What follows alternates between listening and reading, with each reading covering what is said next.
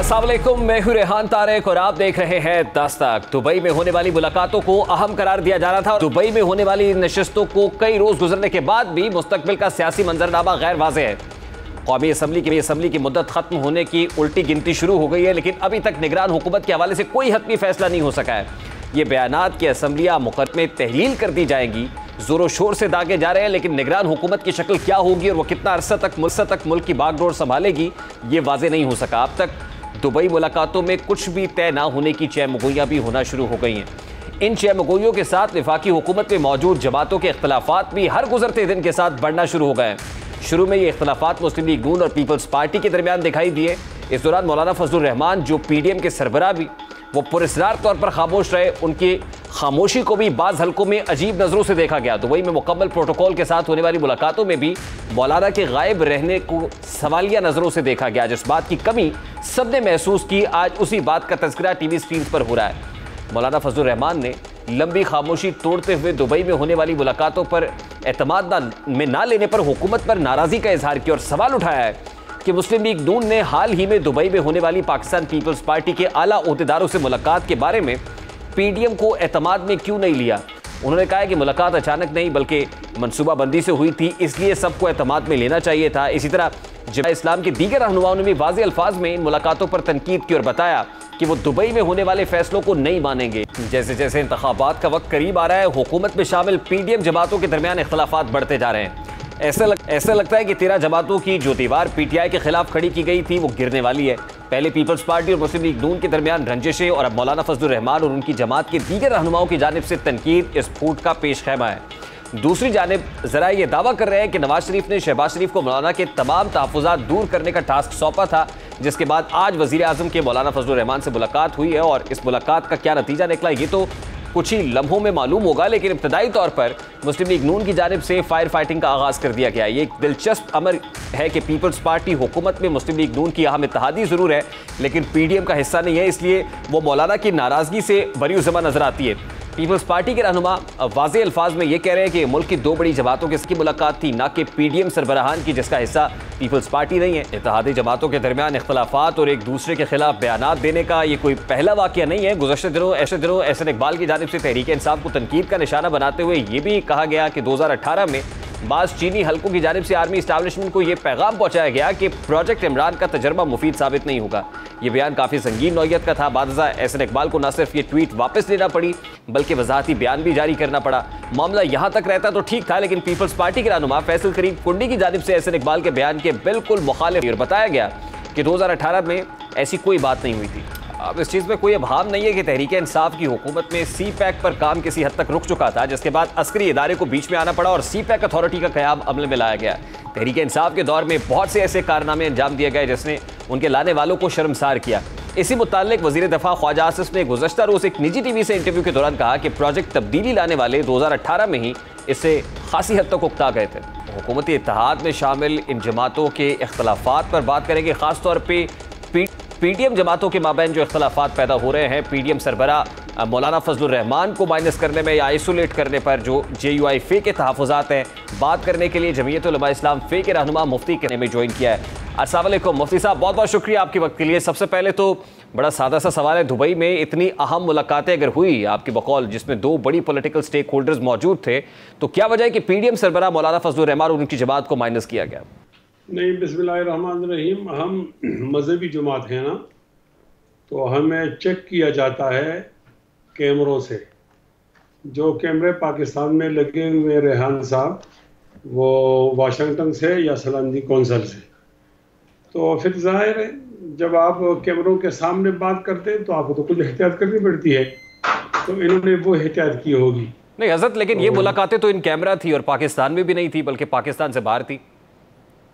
मैं जो समझा रहा हूँ ना, आप वो समझें, इसको कोई और चेक कर रहा था ना, तो उनको दिखाने के लिए तो इन्होंने वहाँ तो उनका सेकुलर एक चेहरा होता है, तो ज़ाहिर है उन्होंने फिर उसका ख्याल किया होगा और हमें एतमाद में नहीं लिया। अगर वो हमें एतमाद में लेते या बिठाते तो उनके सामने उनकी जो सुबकी हो जाती। आप उनको भी जानते हैं, उनके सामने जो इशारा कर उनको भी जानते हैं, तो इनकी मजबूरी बड़ा अच्छा नहीं हुआ। ये सियासत के अंदर बीमार किस्म की रिवायात हैं अगर एक साथी आपके साथ चलता है, फिर मैं तो कहता हूँ कि मौलाना फजल रहमान साहब का बहुत बड़ा एहसान है जमहूरियत पर, कि जब जमहूरियत बूटों के नीचे थी या ठप्पों के नीचे थी, और वो आदमी आ गया था जो 9 मई का मास्टर माइंड था, और उस आने के बाद तो कोई खड़ा भी नहीं था सामने, माहौल ऐसे बन गया था। सिर्फ मौलाना फजल रहमान खड़े भी हुए, उन्होंने ये भी कहा कि हमने इस असेंबली में नहीं जाना चाहिए, ये जेली असेंबली है। फिर जब साथियों के कहने पे वो चले गए, तो उसके बाद फिर उन्होंने 15 मिलियन मार्च किया, फिर धरना दिया और एक जद्दोजहद की, फिर सब लोगों को मिलाया, PDM बनाई और उनमें जान भी डाली, सिर्फ बनाई नहीं, तो जाके ये मुमकिन हुआ कि वो लोग मिड टर्म में चले गए और 5 साल पूरे नहीं हुए। तो एक कामयाब जद्दोजहद तो थी। अब उस कामयाब जद्दोजहद का नतीजा ये होना चाहिए कि कोई भी कदम हमारे एतमाद के बगैर न उठाया जाता। हम ये नहीं कहते कि हमसे पूछो, नहीं, आप बड़ी पार्टी अपनी मर्जी करो, जिसको आप सदर बनाते हो, जिसको वज़ीर आज़म बनाते हो, फिर वो उसमें हम नहीं दखल देते। लेकिन जब आप एक साथ सफ़र करते हैं ना, एक गाड़ी में आप बैठे हैं, तो फिर आप हम सफ़र से बात छुपाएं तो ये अच्छा नहीं लगता, ये अच्छी रवायत नहीं होती। उस आदमी की शख्सियत पर दाग आ जाता है जो बात छुपाता है। तो अगर वो एतमाद में लेते तो अच्छी बात होती। हज़रत, लेकिन मेरा बड़ा सादा सा सवाल है, क्या इंपॉर्टेंट फैसला हुआ है जो आपको एतमाद में लेकर नहीं किया गया? देखो, जब हम एतमाद में नहीं हैं तो हम ये कैसे बता सकते थे कि वो फैसले इम्पॉर्टेंट थे या इम्पॉर्टेंट नहीं थे? इस प्लेटफॉर्म की इंपॉर्टेंस तो इससे भी रियलाइज की जा सकती है ना कि आपकी नाराजगी बहुत ज्यादा है, कि इसका मतलब तो इशारा तो यही है कि दुबई में जो बैठक हुई है वो बड़ी इंपॉर्टेंट थी, बड़ी अहमियत की हामिल थी, कुछ अहम फैसले हो रहे होंगे वहां पे जिसमें आपको ऑन बोर्ड नहीं लिया गया। देखो, उम्मीद तो ये है कि वो जमहूरियत के लिए फैसले हुए होंगे, और अगर वो जमहूरियत के फैसले होंगे तो फिर हमको भी एतमाद में रहना चाहिए था, हम भी जमहूरी लोग हैं। और अगर वो जमहूरियत के लिए नहीं हुई, कोई बारियां वारियां बनी, आपका बेटा मेरी बेटी, इस तरह की बातें हुई, तो फिर तो पाकिस्तान के लिए नहीं हुई, PDM के लिए नहीं हुई, वो तो फिर एक दो खानदानों के लिए हुई। तो यही तो मैं पूछ रहा हूँ ना कि फिर आप इसको इतना सीरियस क्यों ले रहे हैं हज़रत? जी, फिर आप इसको इतना संजीदा क्यों ले रहे हैं? हम इसे संजीदा ले रहे हैं कि ये जो माहौल बन गया है, अभी ये माहौल हमने बनाया है। ये दोबारा कह रहा हूँ, ये माहौल हमने बनाया है। अगर हम न होते मैदान में तो ये कहीं के कहीं चले जाते, कोई चला जाता स्विस को, कोई चला जाता लंदन को, और ये ख़ानदान के ख़ानदान वहाँ खाना बदोश बन जाते। तो जब हमारी वजह से माहौल बना है, तो वो शायर कहता है ना कि बच्चा तेरा जवान है, ये इन बारिशों से दोस्ती अच्छी नहीं फराज, कच्चा तेरा मकान है, कुछ तो ख्याल कर। अच्छा, मुझे ये बताएं हजरत कि नाराज़गी अब है किसके साथ? देखो, एक हमारी हुकूमत है और एक हमारा इत्तेहाद है। हुकूमत में पीपल्स पार्टी भी है और नून भी है और जमातें भी हैं। तो अब हुकूमत का जो हमारा ताल्लुक होता है ढीला ढाला सा होता है ना, आज कोई नाराज़ है, कल कोई नाराज़ है। उसमें तो MQM भी है, इसमें बलूचिस्तान के लोग भी हैं। लेकिन वो जो हम इत्तेहाद में चाह रहे थे कदम से कदम मिलाकर, तो वो तो PDM का इत्तेहाद था। तो हमारे इत्तेहादी तो नून वाले हैं, तो ज़्यादा शिकायत हमें नून से बनी। ज़्यादा शिकवा मियाँ नवाज शरीफ से है कि मियाँ नवाज शरीफ ने आपको एतमाद में नहीं लिया। तो इतलात कुछ ऐसी है कि मियाँ नवाज शरीफ ने आपको मनाने के लिए का फैसला भी कर लिया है, और ये भी सुनने में आ रहा है कि मौलाना फजल रहमान अब दुबई जाएंगे। तो इसमें किस हद तक सदाकत है? देखिए, अभी तो राब्ता नहीं हुआ, जैसे ही राब्ता होगा मैं आपको बता दूंगा। तो क्या डिमांड रखेंगे अगर कोई राब्ता होता है तो? जमहूरियत, इलेक्शन। यानी JUIF डिमांड कर रही है कि फौरी तौर पे इलेक्शंस कराने चाहिए। तो हम और क्या चाहते हैं? हम नजरियाती लोग हैं, हम कोई इक़्तिदार पसंद, इक़्तिदार परस्त लोग तो नहीं है ना कि कुर्सी दो और बेटे को दो और बेटी को दो। हम तो वो लोग तो नहीं है। हम कहते हैं बस जमहूरियत चलती रहे, लोगों की तरबियत होती रहे। लेकिन कौन है जो इलेक्शंस नहीं चाह रहा है? जी, कौन है जो इलेक्शंस नहीं कराना चाहता हजरत? ऐसा तो कोई नहीं है, लेकिन इलेक्शन मैं भी चाहता हूँ और आप भी चाहते हैं, तो फिर भी मिल बैठ कर ये तय करना होगा ना कि इलेक्शन किस माहौल में होने चाहिए। देखो, सूरत हाल तब्दील है ना। पहला हमारा एक मुखालिफ था, उसका नाम था ए, अब वो ए है नहीं। तो अब तो एक दूसरे की मुखालिफत में आएंगे ना, तो उसका कोई तरीक़ाकार, ज़ाब्ता अखलाक वो तो होगा। इन्हें कुछ न कुछ बात ऐसी होनी चाहिए ताकि हम बहुत ज़्यादा आगे न चलें और वो अपने एजेंडे और एजेंडे की बात करें, दूसरे पे एतराज़ नहीं करें। देखिए, इलेक्शंस तो होने ही हैं। अब 11 को असेंबली डिसॉल्व की जाए या 12 को अपनी मुद्दत पूरी कर ले, इलेक्शंस तो नविश्ता दीवार है। वो क्या है जो इलेक्शन फ्रेमवर्क में आप चाहते हैं कि आपसे पूछकर किया जाए? देखो सर, इलेक्शन तो नहीं होता है ना, इलेक्शन भी होती है, सीट एडजस्टमेंट भी होती है, अपने वोटर को मुतमईन भी करना होता है, उसको महफूज भी रखना पड़ता है, माहौल को भी देखना पड़ता है। तो वो तमाम चीज़ें आपको तो पता है, इलेक्शन तो आप देखते रहते हैं, यानी उन चीज़ों पर बात करना ज़रूरी होता है। अगर उससे पहले बैठा जाए, बिल्कुल आप सरगोशी करो, कोई बात नहीं करो, लेकिन कम से कम हमें ये तो बताओ कि आपने क्या सरगोशी की है। जब दो आदमी सरगोशी करते हैं और तीसरा आदमी उसके अंदर शामिल नहीं होता, तो शक और शुबा तो पैदा हो जाता है। अच्छा, पेशतर इससे कि चेयरमैन पीटीआई और पीटीआई का बोरिया बिस्तर गोल कर दिया जाता। अभी हम देख रहे हैं कि वो डिस्क्वालीफाई नहीं हुए, मिलिट्री कोर्ट में ट्रायल शुरू नहीं हुआ, कोई नाअहली नहीं है। और मुद्दत की बात तो बाद में है कि वो लाइफ टर्म है या 5 साल के लिए, अब तो वो 5 साल वाली बात है। इससे पेशतर इत्तेहाद के अंदर टूट फूट हो रही है। तो आपको नहीं लगता कि इस टूट फूट की वजह से उन्हें कम बैक करने का मौका मिल जाएगा? मैं इस इम्कान को इसलिए मुस्तरद करता हूँ ना कि ये अब वो किस्सा पारीन है जिसको आप याद करते हैं। 9 मई के बाद अगर इजाज़त है मोदी साहब को पाकिस्तान में सियासत करने की, तो आप इसको भी इजाज़त दे दें। 9 महीने तो बहुत कुछ आंखें खोल दी ना। अब वो लोग तो अपनी गद्दारी से अपने आप को बचाएं। कहते हैं कि इसका मास्टरमाइंड कौन था, नहीं मालूम। वो लोग जमान पार्क से आए थे, वो शहादा की तौहीन करके फिर जमान पार्क चले गए। ये औरों पे क्यों इल्ज़ाम डालते हैं?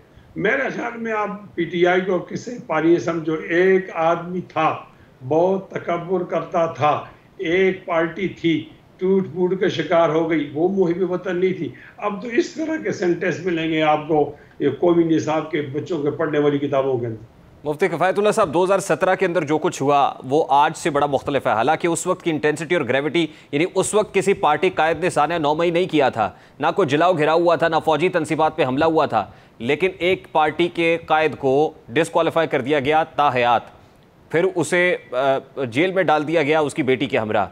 उस वक्त जो बदतरीन सियासी इंतकाम लिखा जा रहा था, आज तो जिस पार्टी की आप बात कर रहे हैं उसका सरबराह कभी बनी गाला में होता है, कभी जमान पार्क, वो अदालतों में पेश होता है, ज़मानतें ले लेता है। तो मैं तो इस कॉन्टेक्स्ट में बात कर रहा हूँ ना कि अभी भी पिक्चर तो बाकी है उसके लिए।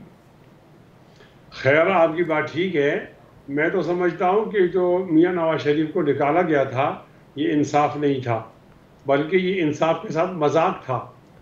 कहा कि बहुत बड़े पैसा आ रहा है करप्शन का और ये करप्ट हैं, और आखिर में ये बता दिया कि आपने अपने बेटे से तनख्वाह क्यों दे ली।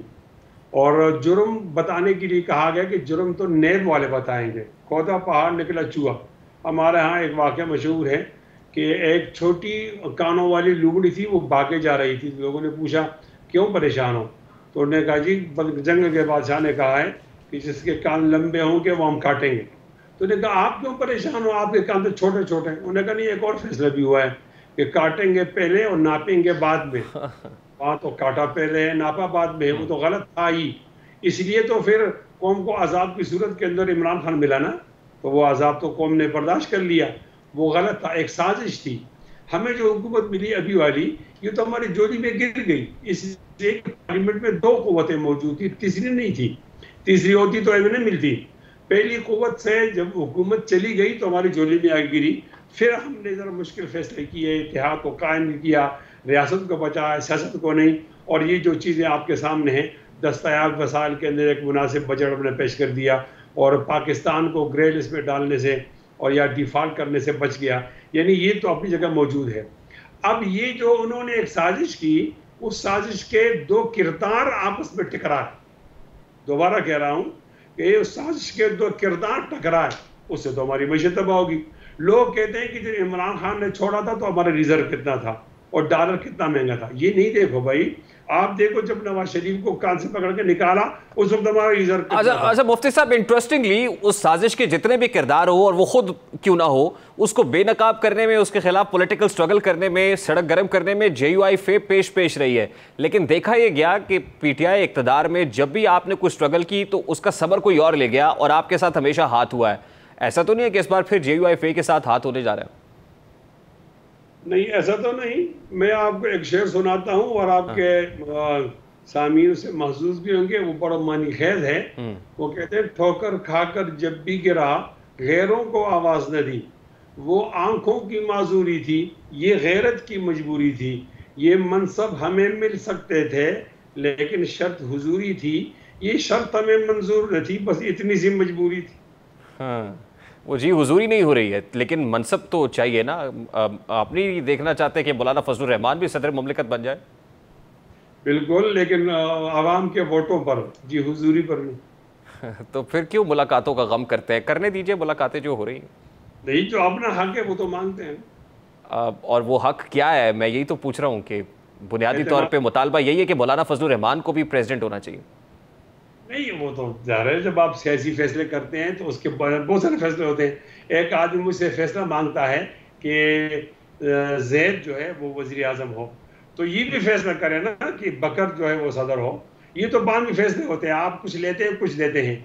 आपने ये मशहूर मक़ूला सुना होगा, खाने के लिए कुछ खोना पड़ता है। तो सब चीज़ें तो आप अपनी गोद में तो नहीं रखोगे ना, उसको तो आप तकसीम करोगे सियासी क़ुव्वतों के अंदर। वो कोई बुरी बात नहीं है मुल्क का सदर बनना, वज़ीर आज़म बनना, लेकिन हम जो हक रखते हैं उस हक का दिफा करने के लिए अगर हम ये कहते हैं आपने हमें क्यों एतमाद में नहीं लिया, ये ऐन ठीक बात है। और मेरे ख्याल में कौम के अंदर इससे शऊर बेदार हुआ। मुफ्ती साहब, लास्टली अक्टूबर नवंबर में इंतखाबात होते हुए देख रहे हैं, ये JUIF भी ये चाहती है कि इल्तवा होना चाहिए और थोड़ा सा टाइम रिक्वायर्ड है अभी बहुत सारी चीज़ों के तय होने में, इसलिए इतनी उजलत नहीं होनी चाहिए। आपका क्या टेक है इसमें? बहरहाल बहुत सारे पहाड़े अगर पड़े जाएं, बहुत सारे जमा और मनफी के सवालात एक साथ किए जाएं, ज़रा वो तकसीम के, तो नीचे यही लिखा जाएगा कि इंतखाबात को बर वक्त होना चाहिए। शुक्रिया मुफ्ती किफ़ायतुल्लाह। इंतखाबात को बर वक्त होना चाहिए। मुफ्ती किफ़ायतुल्लाह जमीयत उलमा इस्लाम फ़िक्र और हमारे साथ मौजूद थे। Let's take a very quick short break और ब्रेक के बाद जब वापस आएंगे, चेयरमैन तहरीक इंसाफ के अगेंस्ट ट्रायल कोर्ट का जो तोशाखाना केस में फैसला है वो तहरीरी फैसला सामने आ गया है। 12 जुलाई होने जा रही है, इस पर बात करेंगे इस ब्रेक के बाद हमारे साथ।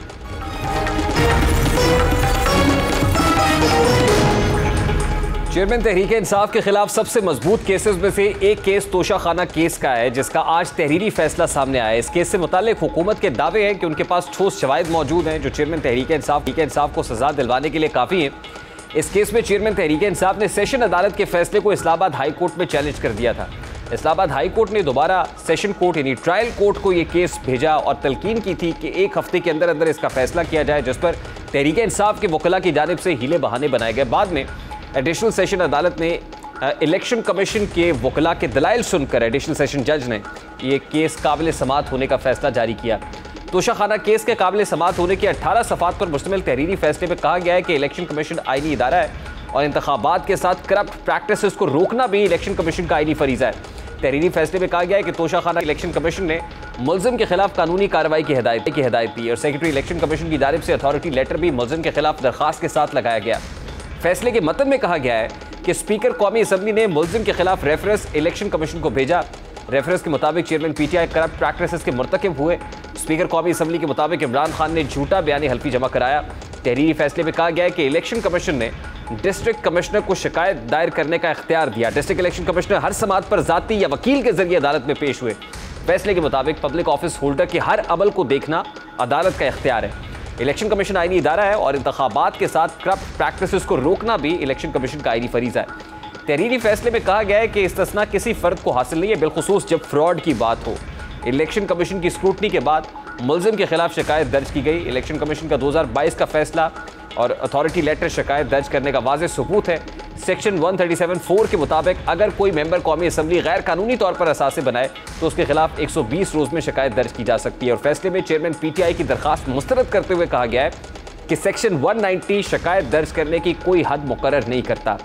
शिकायत दर्ज करने की हद मिली जुली है जिसका तयन ट्रायल के दौरान किया जा सकता है। और अपने तहरीरी फैसले में एडिशनल सेशन जज हुमायूं दिलावर ने मुख्तलिफ केसेस का हवाला भी दिया। इस केस का जब फैसला सुनाया गया तो हर बार की तरह इस बार भी इस फैसले को तनकीद का निशाना बनाया गया और मुतल्लिका जज के खिलाफ इल्ज़ामात की बौछार कर दी गई। चेयरमैन PTI अपने रद्दअमल में कहते हैं कि तासुब और बदनीयती वाज़ेह है कि इल्ज़ाम मेरे सर पर थोपा जाए और इंसाफ के उसूलों से रूगर्दानी करते हुए मुझे ख़तावार करार दिया जाए। समाजी राब्ते की वेबसाइट पर अपनी एक ट्वीट में उन्होंने लिखा कि अव्वल तो हाई कोर्ट की जानिब से इस ऐलान के ट्रायल कोर्ट के फैसले के खिलाफ हमारी नजरसानी की इस्तदा मंजूर कर ली गई है। इसके जरिए मेरे वकला को गुमराह किया गया, मगर जब तहरीरी हुक्मनामा आया तो मामला असर नौ कार्रवाई के लिए फिर से उन्हीं जज साहब को भिजवा दिया गया जो पहले ही हमारे खिलाफ फैसले की सूरत में अपनी सोच वाजे कर चुके थे। उन्होंने ये भी कहा कि मेरी दरख्वास्त पर फैसले के लिए ट्रायल कोर्ट को 7 योम की मोहलत दी गई और मेरे वकील ने मामले को पीर तक मुलतवी करने की इस्तदा की, मगर इस हकीकत के बावजूद कि मामले पर हाई कोर्ट के इस हुक्मनामे को सुप्रीम कोर्ट के रूबरू चैलेंज किया जा चुका है, जहां पर यह सूरत हाल इस पिटिशन से मुतालिक टेकअप की जाएगी, इसके बावजूद ट्रायल कोर्ट ने यह फैसला सुना दिया। यानी इस पर चेयरमैन PTI तहफ़्फ़ुज़ात का इजहार कर रहा है और 12 तारीख को अब ये मामला टेकअप किया जाएगा और उससे पहले वकला की टीम को चेयरमैन PTI की तरफ से तैयार किया जा रहा है। चेयरमैन PTI वकला को इसलिए तैयार कर रहे हैं कि आप इस्लामाबाद पहुँचे, शायद ये वजह है किसी पेश नज़र इस्लामाबाद में सेक्शन 144 इम्प्लीमेंट कर दी गई है कि 5 से ज़ायद लोग वहाँ पर इकट्ठे नहीं हो सकते हैं। अब 12 तारीख को क्या होने जा रहा है, 12 जुलाई को बड़ा इंपॉर्टेंट केस है। इस केस में अब चेयरमैन PTI के ऊपर एक तलवार तो लटक रही है तोशा खाना की, और क्या फ़ैसला आ सकता है, बात करेंगे सीनियर सहाफ़ी तज्ज़ियाकार राना अबरार खालिद। और राना अबरार खालिद वो सहाफ़ी ने इस केस को RTI का सहारा लेते हुए टेकअप किया था और फर्स्ट टाइम जब इस केस को टेकअप किया गया था तो इक़्तिदार के ऐवानों में जो इसकी खासी बाज़गश सुनाई दी थी और उसके बाद ये मुसलसल इसको परसू करते रहे और यकीनन ये इनके क्रेडिट पे भी है स्टोरी। तो राना अबरार खालिद साहब हमें ज्वाइन कर चुके हैं। राना अबरार खालिद साहब की तरफ बढ़ेंगे। अस्सलाम वालेकुम राना साहब, बहुत बहुत शुक्रिया आपके वक्त के लिए। राना अबरार खालिद साहब, सबसे पहले तो मेरा बड़ा सादा सा सवाल है, 12 जुलाई को तोशा खाना केस में जो ट्रायल कोर्ट ने तहरीरी फैसला सुनाया है उसके मुताबिक एक इम्पॉर्टेंट डे है और 12 जुलाई को फोर्सी करते हुए चेयरमैन PTI ने भी अपने वकला को हिदायत की है कि इस्लामाबाद पहुंचे। तो सादा सा सवाल मेरा ये है कि 12 जुलाई को क्या होने जा रहा है, क्या देख रहे हैं आप? जी, एक तरफ तो उन्होंने लीगल टीम को तैयार कर लिया है, लेकिन दूसरी तरफ कल आपने उनका ट्वीट भी पढ़ा होगा मुल्ज़िम इमरान अहमद नियाज़ी का, कि उन्होंने कहा है कि अभी मामला सुप्रीम कोर्ट में है और ये धमकी दी है उन्होंने कि सुप्रीम कोर्ट से हम ऑर्डर ले सकते हैं। और मेरा ख्याल है कि मुल्ज़िम नियाज़ी ट्रायल कोर्ट में नहीं जाएंगे बल्कि सुप्रीम कोर्ट से ट्रायल रुकवाने की एक बार फिर कोशिश करेंगे, क्योंकि आप तो जानते हैं कि मुल्ज़िम ट्रायल कोर्ट का ट्रायल रुकवाने के लिए पहले भी कई बार कोशिशें कर चुका है। इस्लामाबाद हाई कोर्ट से स्टे ऑर्डर भी ले चुका है, कई महीनों तक ट्रायल रुका रहा। आपको ये भी मालूम होगा कि किस किस तरीके से इस केस में, तोशा खाना केस में, एडिशनल सेशन कोर्ट इस्लामाबाद में फर्द जुर्म लगने का जो मरहला था उसमें रुकावटें डाली गई। मुल्ज़िम की हर मुमकिन कोशिश रही कि फर्द जुर्म आयद ना की जा सके और केस इसी तरह लटका रहे। ताखीरी हरबे इस्तेमाल किए गए, बार बार इस्लामाबाद हाई कोर्ट से स्टे ऑर्डर लेने की कोशिश की गई और बिल आखिर जब ये सैटरडे को परसों वाले दिन इस्लामाबाद हाई कोर्ट के ऑर्डर के मुताबिक ट्रायल कोर्ट यानी एडिशनल सेशन जज इस्लामाबाद ने एक ऑर्डर दिया और खान की दरखास्त को खारिज करते हुए दोबारा इस केस को काबिल समाअत करार दिया है। तो बिल्कुल ये एक अहम समाअत होने जा रही है 12 जुलाई को, क्योंकि एडिशनल सेशन जज इस्लामाबाद ने इस्तगासा के वकला को, इस्तगासा के गवाहों को बुला लिया है। आप जानते हैं कि ये case open and shut case है। अगर 5 दिन इसकी समाअत मुसलसल होती रहे या हर हफ्ते 1 दिन की तारीख दी जाए तो 5 हफ्तों के दौरान, मतलब 1 महीने के दौरान ये केस डिसाइड हो सकता है, क्योंकि इसमें इस्तगासा के टोटल 2 गवाह हैं और इसके अलावा डॉक्यूमेंटल प्रूफ हैं कि किस तरह मुल्ज़िम ने अपने ऐसे डिक्लेरेशन में वो तहाइफ जो कि रिटेन किए थे, बेचे थे और उनसे इनकम हासिल की थी, वो इनकम डिक्लेयर नहीं की, जिसकी बुनियाद पर इलेक्शन कमीशन ऑफ पाकिस्तान पहले ही मुल्ज़िम। अच्छा राना अबरार खालिद साहब, प्रोसिक्यूशन की सबसे पहली जीत तो ये है कि मुल्ज़िम की तरफ से ट्रायल को रुकवाने की बारहा कोशिश की गई जैसे आप कह रहे हैं, लेकिन ट्रायल रुका नहीं। इसका मतलब यह है कि प्रोसिक्यूशन बड़ी स्ट्रॉन्ग फुटिंग्स पे थी, तो अदालत ने यह समझा कि ट्रायल को रोकना मुनासिब नहीं है बल्कि ट्रायल कंटिन्यू रखना चाहिए। अब आप ये कह रहे हैं, और जाहिर है जब ट्रायल जो है वो कंटिन्यू करने की जो है वो तहरीरी हुक्म सामने आया तो ट्रायल तो भी चलेगा। इसका मतलब ये तो नहीं है कि 12 तारीख को चेयरमैन PTI गिरफ्तार हो सकता है। जी, मैं आपको रियान साहब यही बताने की कोशिश कर रहा हूँ कि ये एक ओपन एंड शट केस है जिसमें मुल्ज़िम नियाज़ी को मालूम है कि अगर ये केस चला और मंतकी अंजाम तक पहुंचा तो उसे सजा होगी, इसके अलावा कोई दूसरा रास्ता नहीं है, क्योंकि इसमें सारे डॉक्यूमेंटल प्रूफ मौजूद हैं और 2 इस्तगासा के गवाह हैं जो कि इलेक्शन कमीशन ऑफ पाकिस्तान के अफसरान हैं, जिन्होंने आकर ये बताना है कि ये डॉक्यूमेंट ऐसे डिक्लेरेशन इमरान अहमद नियाज़ी की तरफ से पेश किया गया था, बाकी क्या गवाही देनी है। अब मुल्ज़िम के पास वाहिद रिलीफ का जो रास्ता है ना, वो यही है कि इसको पेंडिंग करे, ताखीरी हरबे इस्तेमाल करे, यहाँ तक ताखीरी हरबे इस्तेमाल करता रहे कि उसकी किसी ना किसी तरीके से हुकूमत आ जाए और फिर वो अपनी मर्जी का जज लगाकर अपने हक में फैसला ले सके। मुल्ज़िम के पास सिर्फ यही रास्ता है बचत का, इसके अलावा कोई और रास्ता नहीं है। आप देख रहे हैं कि फरवरी से ये case additional session court Islamabad में आया हुआ है और कितने महीने तक फर्ज जुर्म नहीं लगने दी, क्योंकि कानून के मुताबिक फर्ज जुर्म जब तक नहीं लगेगी केस आगे नहीं बढ़ सकता था। अब फर्ज जुर्म किसी ना किसी तरीके से लग चुकी है। जब मुल्ज़िम गिरफ्तार हुआ तो पुलिस कस्टडी में था और पुलिस कस्टडी में लाया गया, उसके सामने चार्जशीट पढ़कर सुनाई गई और इस तरीके से चार्जशीट लग गई है। अब आगे मरला है एविडेंस का, गवाहों के पेश करने का, वो गवाह पेश होंगे। अगर सुप्रीम कोर्ट का ऑर्डर ना आया, सुप्रीम कोर्ट ऑफ पाकिस्तान की तरफ से समाअत को ना रोका गया, ट्रायल को मुअख्खर ना करवाया गया, तो ये केस मैं कह रहा हूं कि 5 समाअतों के अंदर अपने अंजाम को पहुंच सकता है, मंतकी अंजाम को। बाकी ये देखना है कि मुल्ज़िम के वकील आते हैं, पेश होते हैं और आर्गूमेंट करते हैं या नहीं। जैसा कि आप कह रहे हैं कि लाइकली तो यही है कि वो ट्रायल कोर्ट में नहीं जाएंगे और सुप्रीम कोर्ट का दरवाजा खटखटाने का फैसला कर चुके हैं। अगर प्रोसिक्यूशन का केस बहुत तगड़ा है तो क्या ग्राउंड्स चाहिए होंगी चेयरमैन पीटीआई को सुप्रीम कोर्ट से रिलीफ लेने के लिए? सुप्रीम कोर्ट में रिलीफ लेने के लिए फिर वही गलत बयानी को हथियार बनाया जा रहा है, हथकंडा बनाया जा रहा है। जिस तरह के ख्वाजा हारिस साहब इस्लामाबाद हाई कोर्ट में गए थे और कहा था कि हमारी मेंटेबिलिटी की जो एप्लीकेशन थी उसको सुनने बगैर रिजेक्ट कर दिया गया। हालांकि ट्रायल कोर्ट का रिकॉर्ड मौजूद है कि ख्वाजा हारिस साहब 2 दिन तक उस पर आर्गूमेंट करते रहे, मुकम्मल बहस हुई। दोनों तरफ का मौक़िफ़ सुनने के बाद एडिशनल सेशन जज इस्लामाबाद ने मुल्ज़िम की एप्लीकेशन रिजेक्ट करके केस को काबिल समाअत करार दिया था, मगर फिर भी रिलीफ मिल गया, पार्शियल रिलीफ मिला मुल्ज़िम को कि चलो आपके बाकौल आपको नहीं सुना गया तो हम पिछला फैसला कालअदम करके ट्रायल कोर्ट में दोबारा मामला भेजते हैं और आपकी दरखास्त को दोबारा सुना जाए। अब जब दोबारा सुनी गई, 3 दिन मुसलसल समाअत होती रही, जुम्मा और 3 दिन 3 रिलीफ मिले मुल्ज़िम को हाजिरी से इस्तिस्ना के, मगर मुल्ज़िम के वकील ने आर्गूमेंट नहीं किया, बल्कि मुल्ज़िम के वकील ये कहते रहे कि आप पेंडिंग कर दें कि ख्वाजा हारिस साहब जो कि मुल्ज़िम के मेन वकील हैं, वो लाहौर में मसरूफ हैं, वो आएंगे तो तब आर्गूमेंट करेंगे। वो आकर जब वो नहीं आए तो और क्या रास्ता था ट्रायल कोर्ट के पास? उन्होंने एक बार फिर डिसीजन दे दिया और मुल्ज़िम की एप्लीकेशन रिजेक्ट करते हुए काबिल समाअत करा दिया। अब भी जिस तरह पहले किया जो आप फरमा रहे हैं, बिल्कुल ऐसे ही हो सकता है कि मिस स्टेटमेंट जाकर करें सुप्रीम कोर्ट में कि जी यकतरफा कार्रवाई हुई है हमारा। आप इस केस को बड़े अरसे से परसू कर रहे हैं, बल्कि इस केस को लाइमलाइट में लाने वाले आप हैं। What are you looking at? Lastly ये बताइए कि आप देख रहे हैं कि कोई जी राना बराज साहब कुछ कहना चाह रहे हैं?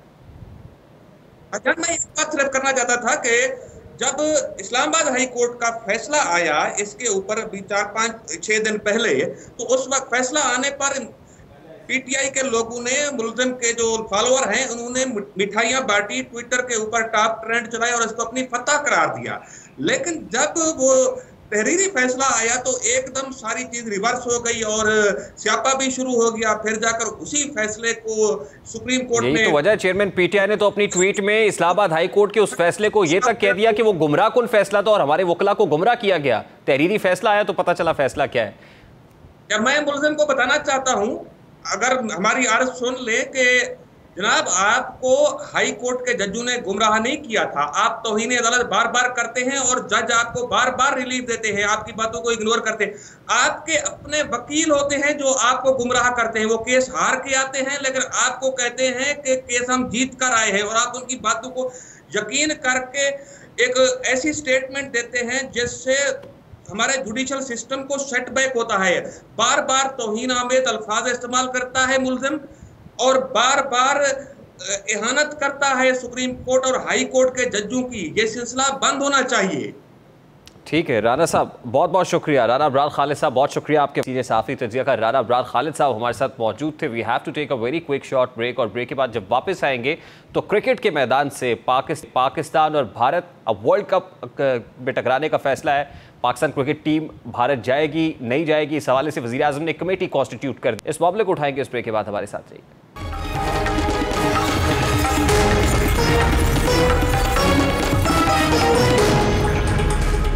पाकिस्तान में बहुत से अहम मामलात और उनके हल के लिए कमेटियां तश्कील दी जाती रही हैं, लेकिन बदकिस्मती से 90% कमेटियों के सिफारिशात पर अमल दरामद ना होने के बराबर है। कई मसलों में तो ये कमेटियां कई बरस काम करती रहीं, लेकिन उनका नतीजा सफर रहा। इसलिए पाकिस्तान जैसे मुल्क में अब किसी मसले पर जब भी कोई कमेटी कायम की जाती है तो अवाम इस फैसले पर पलक झपकते ही पहुंच जाते हैं कि जिस मामले पर कमेटी कायम होती है उसको सर्द खाने में डालने की तैयारी की जा चुकी होती है। शुरुआत में ऐसी कमेटियां सियासी मामलात या किसी संगीन नौयत के मुकदमात में कायम होती थी, लेकिन अब इन कमेटियों ने खेल के मैदानों में अपने पंजे गाड़ लिए। ये कहना ज़्यादा मुनासिब होगा कि अब खेल के मैदान भी सियासत ज़दा हो चुके हैं, जहाँ फैसले मुल्की मफाद की बजाय सियासी मफाद को मद्देनजर रखकर किए जाने शुरू हो गए हैं। हाल ही में इसकी मिसाल हमें भारत में स्केजुअल्ड वर्ल्ड कप में कौमी क्रिकेट टीम की शिरकत से मुतालिक फैसले के लिए कायम की जाने वाली कमेटी से मिलती है। भारत ने पाकिस्तान में एशिया कप का कोई भी मैच खेलने से इनकार कर दिया था, जिसके बाद पाकिस्तान को मजबूरन हाइब्रिड मॉडल की तरफ मुंतकिल होना पड़ा। एशिया कप के मैचेस के फौरी बाद 5 अक्टूबर से 19 नवंबर तक भारत में ये होगा, लेकिन पाकिस्तान की जानिब से कौमी क्रिकेट टीम को भारत भेजने या ना भेजने के हवाले से अभी तक कोई फैसला नहीं हो सका। और इस फैसले पर पहुंचने के लिए शहबाज शरीफ की जानिब से अब जो कमेटी तश्कील दी गई है उसके सरबराह वज़ीर ख़ारजा बिलावल भुट्टो ज़रदारी होंगे। वफाकी वज़रा राना सनाउल्लाह, आज़म नज़ीर तारड़, एहसान मज़ारी, मरियम औरंगज़ेब, असद महमूद, अमीनुल हक, कमर ज़मान कायरा, तारिक फातमी भी कमेटी में शामिल होंगे। कौमी सलामती के इदारों के सरबराहान, सेक्रेटरी खारजा भी कमेटी का हिस्सा होंगे। कमेटी भारत में वर्ल्ड कप से मुताल्लिक तमाम उमूर पर सिफारिशात मुरतब करेगी। हतमी सिफारिशात मंजूरी के लिए वज़ीर आज़म को भिजवाई जाएगी। कमेटी की सिफारिशात की रोशनी में वर्ल्ड कप में शिरकत का फैसला किया जाएगा। अगरचे खेलों के बैनुल-अक़वामी मुकाबलों के लिए किसी मुल्क जाना एक मामूली मामला होना चाहिए, लेकिन दोनों ममालिक के दरमियान कशीदगी की वजह से पाकिस्तान से भारत जाने के लिए हुकूमती मंजूरी की ज़रूरत है। अब सूरत हाल यह है कि पाकिस्तान 15 अक्टूबर को अहमदाबाद में रिवायती हरीफ भारत के मद्दे मुकाबिल होगा, लेकिन ताहाल इस बात की तस्दीक नहीं हो सकी कि कौमी टीम टूर्नामेंट में शिरकत करेगी या नहीं करेगी। ये सूरत हाल खिलाड़ियों के जहनों को भी मुतासर करेगी, क्योंकि वो अभी तक इजाज़त मिलने या ना मिलने के मखमसे में है। ऐसे में सबसे बड़े इवेंट से पहले उनकी तैयारियां भी मुतासर होने के खदशे हैं। हुकूमत की जानिब से कमेटी की तश्कील पर इंडिया के एक तज्जियाकार गौरव आर्या ने एक तनकीदी ट्वीट भी की है, जिसमें उनका कहना था कि भारत ने दो टोक अंदाज में पाकिस्तान में मैचेस खेलने से इनकार किया। पाकिस्तान को भी चाहिए कि वो भारत में आकर खेलने के लिए फौरी तौर पर अपना वाज़ेह मौक़िफ़ अपनाए। जिसके जवाब में सीनियर सियासतदान फवाद चौधरी ने कहा कि पाकिस्तान को भारत जाकर लाजमी खेलना चाहिए, ताकि इन जैसे शरपसंदों की हौसला शिकनी हो जो पाकिस्तान और भारत की आवाम के दरमियान नफरत के बीज बो रहे हैं।